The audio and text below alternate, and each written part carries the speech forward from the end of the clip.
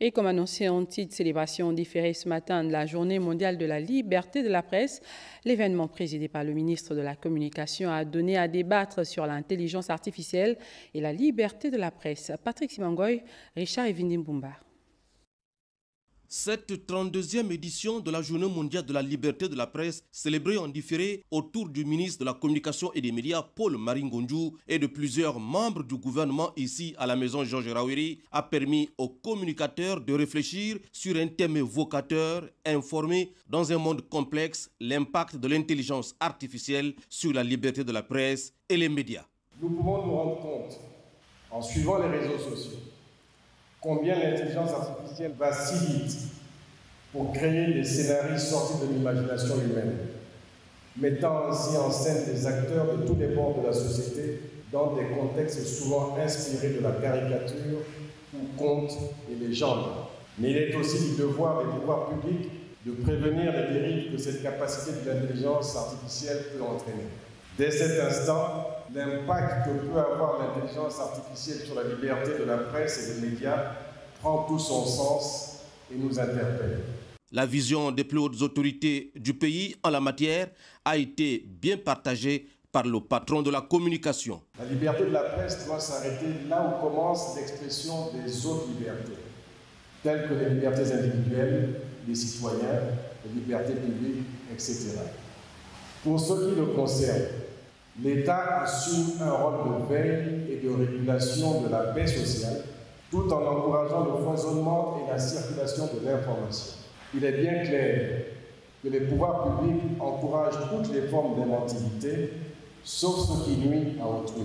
Paul Maringonju s'inscrit pour un journalisme responsable basé sur les règles d'éthique et de déontologie. Nous estimons pour cela que les médias sont des institutions dont l'existence est fondée sur la crédibilité. C'est pourquoi ils doivent primordialement rechercher la vivacité des faits, travailler sur le réel.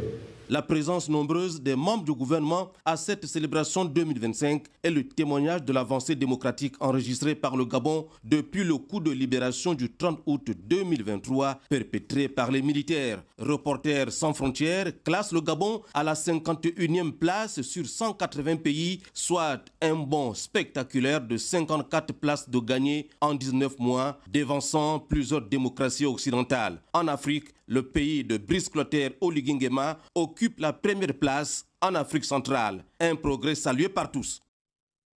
Il faut dire qu'à l'heure du numérique, il est crucial pour les acteurs de la communication de s'arrimer aux nouvelles donnes de communication pour un meilleur impact dans le rôle qu'est le leur, celui d'informer le grand public. Daniel Bouka. Informer dans un monde complexe. L'impact de l'intelligence artificielle sur la liberté de la presse et les médias, c'est la thématique de cette journée qui sert à rappeler au gouvernement la nécessité de respecter leur engagement en faveur de la liberté de la presse. Il faut au préalable avoir les bases du journalisme.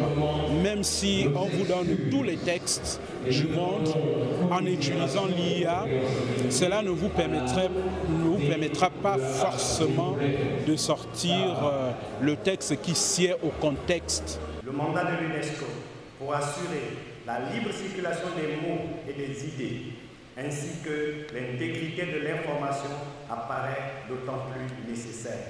Nous accompagnons ici les États membres à la mise en place d'institutions régulatrices indépendantes. C'est le cas du réseau francophone des régulateurs de médias. C'est également une journée de réflexion pour les professionnels des médias sur plusieurs questions relatives à leur bien-être, sans omettre le respect de l'éthique professionnelle.